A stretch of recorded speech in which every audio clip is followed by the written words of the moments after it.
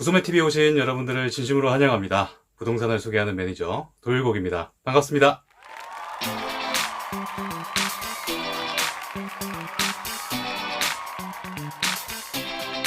네, 오늘은 많은 분들이 또 저한테 물어보시기도 하고, 저 또한 어떤 한 경험이 있어서 장안의 난제라고 할까요? 이 세입자와 집주인 그리고 집수리에 관해서 한번 다뤄볼까 합니다.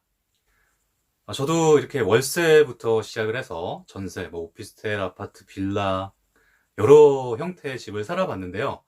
이 살다 보시면 한 번쯤은 경험을 하시게 되는 요 난제, 집수리. 예를 들어서 보일러가 고장이 났다, 변기가 막혔다, 형광등이 안 들어온다, 샤워기가 고장이 났다, 수압이 약하다. 이럴 때 누가 수리해야 되나?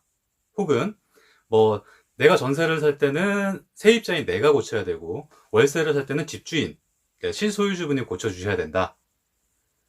이런 관행들이 굉장히 많은데요.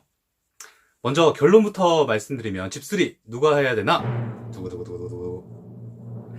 정답은 그때그때 다르다입니다. 실거주분이 집을 사시는 데 있어서 주요 설비에 대한 노후나 불량으로 인해서 수리라던가 기본적인 설비 교체, 천장 누수, 보일러 화자, 수도관 누수, 계량기 고장, 창문 파손, 전기시설 하자 등은요, 월세, 전세 상관없이 모두 집주인에게 수리 의무가 있습니다.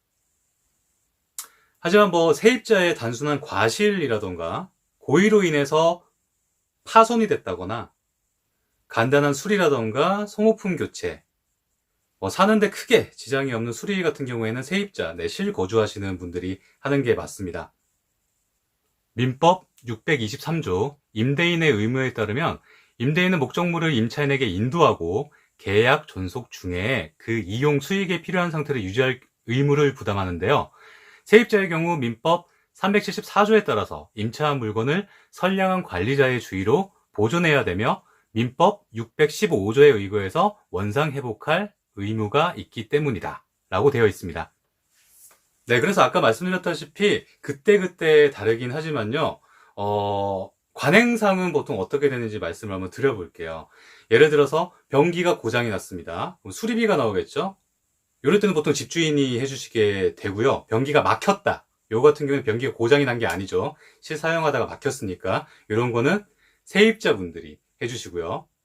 형광등 같은 경우에도 전체적으로 전기가 안 들어온다, 이렇게 했을 때는 집주인이 고쳐주시는 게 맞고요. 형광등이 나갔거나 소모품 교체 시에는 세입자분들이 하시는 게 맞습니다. 하지만 계속해서 말씀을 드리지만은 좋은 게 좋은 거라고, 이 세입자분들 같은 경우에는 원상복구, 이 집주인, 소유주분의 재산에 대한 거를 내가 요만큼을 임차를 해서 빌려서 사용하는 거기 때문에 원상복구를 해야 될 의무가 있습니다. 그렇기 때문에 큰 거라던가 인테리어를 바꾸신다던가 이런 것들 같은 경우에는 꼭 집주인분하고 먼저 연락을 하시고 나서 진행을 하시는 게 맞을 것 같습니다. 세입자분들 입장에서 말씀을 드리면은, 내가 직접 살면서 불편한 것들이나 이런 게 고장이 났다, 예를 들어서 풀옵션 같은 경우에는 세탁기라던가 고가의 제품들 많죠. 드럼 세탁기, TV, 에어컨, 이런 고가의 제품들이 많기 때문에 이런 제품들이 고장이 날 시에는 그것도 하나의 그 집에 대한 옵션이기 때문에요, 고장이 났을 때는 먼저 집주인분한테 연락을 하시고 수리 비용을 청구를 하시거나 이런 방식으로 이해를 하시면 되겠습니다. 오늘은 집주인과 세입자, 집수리 누가 해야 되나에 대해서 알아봤습니다. 결론을 말씀드리면 아까 말씀드렸다시피 협의를 통해서 집주인분하고 작은 거부터 큰 것까지, 큰 이슈까지 집주인분한테 먼저 말씀을 하시고, 그러고 나서 수리를 하시고 비용을 청구하시거나, 아니면은 내가 이 정도는 고쳐서 쓸 수 있겠다 하시면은 직접 그냥 고치시고 나서 나중에 꼭 집주인분에게 말씀을 해 주시는 게 좋을 것 같습니다. 저는 보다 유익한 컨텐츠로 다음 시간에 뵙도록 하겠습니다. 시청해주신 여러분 고맙습니다. 남은 하루 부유하세요.